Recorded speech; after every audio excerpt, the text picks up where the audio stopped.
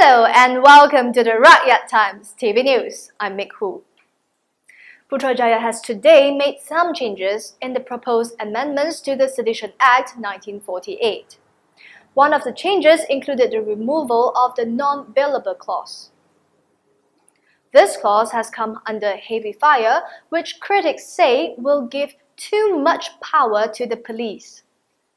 Criticism has come from many quarters, including both Barisan Nasional (BN) and Pakatan Rakyat (PR) coalitions.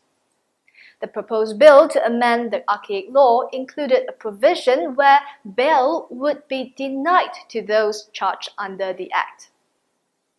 And still in Parliament, after getting a lecture from University Malaya's law lecturer Dr. Azmi Sharum and others, Pakatan MPs have come up with excuses for being absent from Parliament when the Prevention of Terrorism Act (POTA) was passed.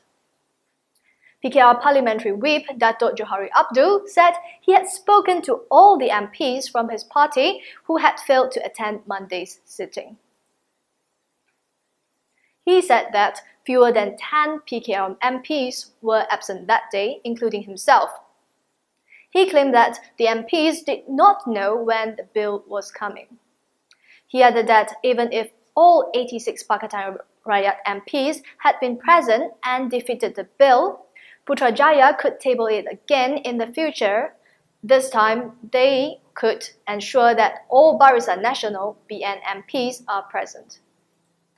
But that is not the point, honourable members of the opposition. As elected representatives of the people, it is your duty to protect the Rakyat by preventing draconian legislation like the POTA from becoming law. And by now, opposition members should have been wary of the tricks their BN counterparts are capable of.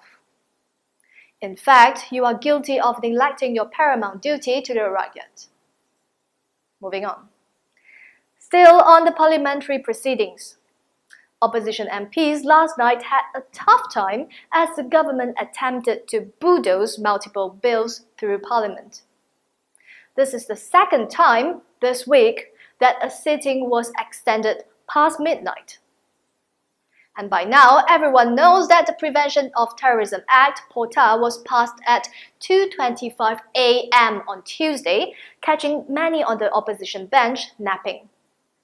Encouraged, BN tried its luck again and extended the sitting into the wee hours of the morning. Protests by several opposition members, including Sungai Siput MP Dr. Michael Jayakumar Devaraj, prevented 3 bills from being pushed through. The one that got away was the Aviation Commission Bill. The 4 bills are Securities Commission Bill, Capital Markets and the Anti-Human Trafficking in Person and Anti-Smuggling of Migrants Amendment Bill. The Anti-Human Trafficking in Persons and the Anti-Smuggling of Migrants Amendment Bill, Capital Markets Amendments Bill 2015 and Retirement Fund Amendments Bill 2015 were at 1:50 a.m. deferred by the government without explanation. And in Thailand, scores of foreign tourists endured a dramatic sea rescue after a blaze destroyed a ferry traveling from between 2 resort hotspots in the south.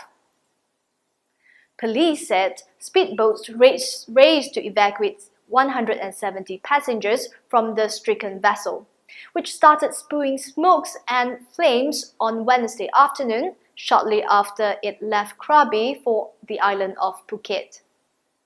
Krabi police said no one was injured in the fire, although it was unclear if an Israeli woman was missing.